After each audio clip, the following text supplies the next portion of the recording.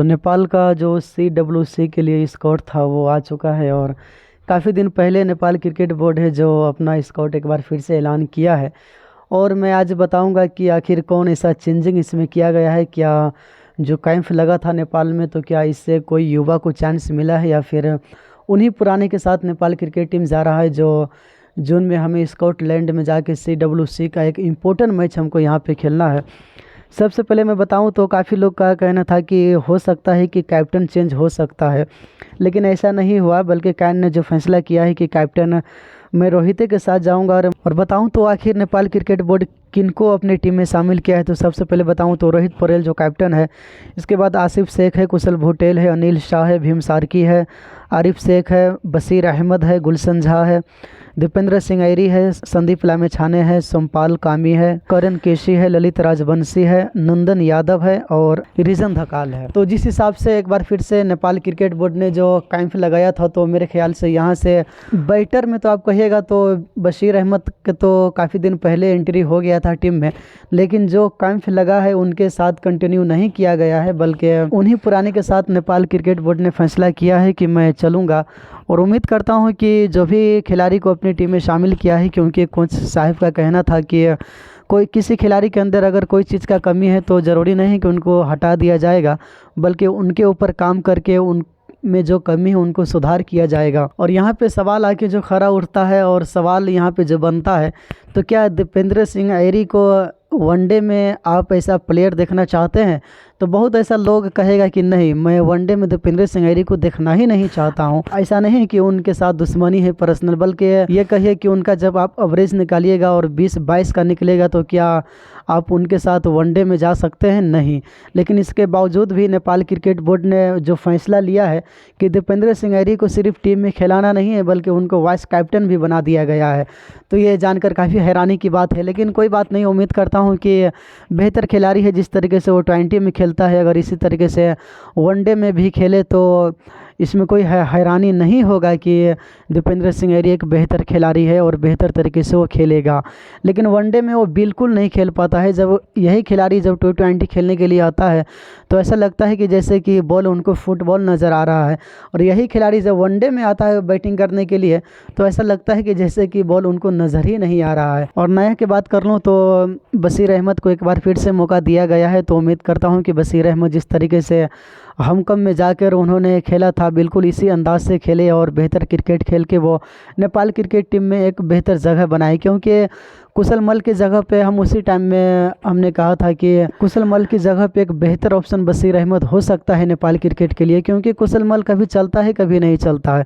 अगर आप 10 मैच में एक में बेहतर बल्लेबाजी कीजिएगा तो आपको मौका नहीं मिलेगा, और ऐसा ही कुशल मल के साथ था।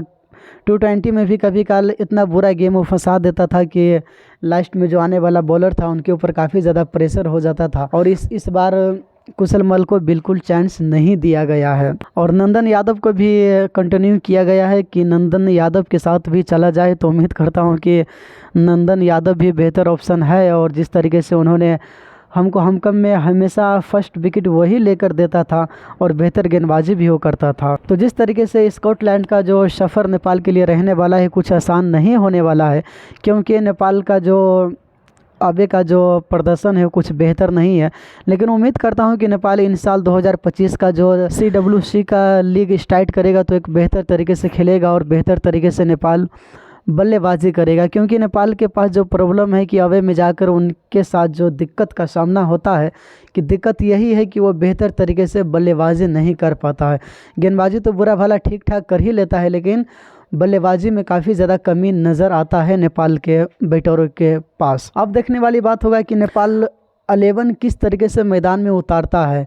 अभी तो मैं इसके ऊपर बात नहीं करूँगा, जब एक दिन बाकी रहेगा तो बताऊँगा कि नेपाल किस तरीके से अपना जो 11 है वो मैदान में उतारेगा, और किस तरीके से माइंड सेट जो न्यू कोच को शामिल किया है नेपाल ने, तो उनका माइंड सेट क्या है और क्या अपने क्रिकेटरों को वो सीख देगा और किस तरीके से वो खेलवाएगा।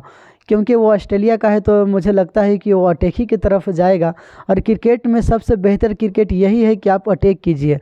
वो पुराना ज़माना नहीं रह गया है कि आप वनडे में 240 250 मार के आप टारगेट को बचा सकते हैं, बल्कि ऐसा अब नहीं होता है। अगर आप जीतने के लिए खेल रहे हैं, अगर पहले आप बैटिंग करते हैं तो आपको 280 कम से कम बोर्ड पे तो लगाना ही पड़ेगा। 280 लगाएंगे, इसके बावजूद भी आपके मन में एक डाउट रहता है कि ऐसा ना हो कि हम हार जाएं। लेकिन उम्मीद करता हूं कि नेपाल को अगर फर्स्ट बैटिंग मिले तो अटैक की तरफ जाए, और अगर सेकेंड में बैटिंग मिले तो आपको टारगेट के हिसाब से चलना है। जिस हिसाब से टारगेट होगा बिल्कुल इसी हिसाब से आपको खेलना है। तो बात कर लूँ कि अनिल शाह और कुशल पटेल और आसिफ शेख भी टीम में मौजूद है, तो क्या आप किसके साथ आप ओपन देखना चाहते हैं, और आपको क्या लगता है कि कौन दो है जिसको ओपन खेलना चाहिए और किसको वन डाउन आकर खेलना चाहिए? मेरे ख्याल से आप कुशल पटेल और अनिल शाह को ट्राई कर सकते हैं ओपन के लिए, क्योंकि आसिफ शेख का जो कुछ दिन पहले हमकम में जाकर वो बेहतर क्रिकेट खेला ज़रूर था, लेकिन जिस हिसाब से अनिल भी ओपन में काफ़ी बेहतर क्रिकेट खेलता है और कुशल पटेल भी काफ़ी बेहतर क्रिकेट खेलता है, और कुशल पटेल का जो मौजूदा वक्त में फॉर्म है वो काफ़ी बेहतर है, तो आप उनको बेहतर है कि आप ओपनर ही में ट्राई कर सकते हैं। और आसिफ शेख को वन डाउन ट्राई करके देखिए, क्योंकि आपके पास 2-3 ओपनर है, आपको किसी न किसी खिलाड़ी को तो वन डाउन लाकर आपको सेट करना ही पड़ेगा।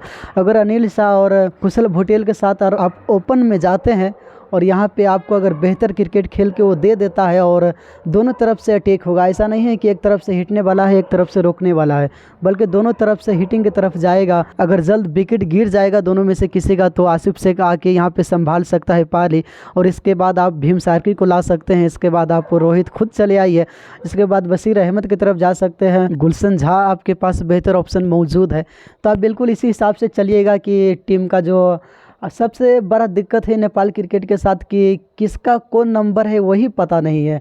कभी वन डाउन पे सोमपाल कामी आके बैटिंग करने लगता है, कभी कोई भी किसी को किसी नंबर पे भेज दो, कभी रोहित वन डाउन आ जाता है। सबसे पहला काम अगर कोच को करना है तो यही काम करना है कि आपको जो नेपाल के क्रिकेटरों का जो नंबर है आपको वो मिलाना पड़ेगा, क्योंकि जिस हिसाब से वो खेल रहा है और कभी कोई किसी नंबर पे आके खेलता है, कभी कोई किसी नंबर पे, तो इस तरीके से नहीं हो पाएगा। तो यही हाल है कि अगर आप बेहतर क्रिकेट नहीं खेलेंगे तो कहाँ से आप आगे बढ़ पाएंगे। और नेपाल के पास जो सबसे बड़ा सर दर्द है कि क्या वो वनडे का दर्जा है वो बचा पाएगा फिर नहीं।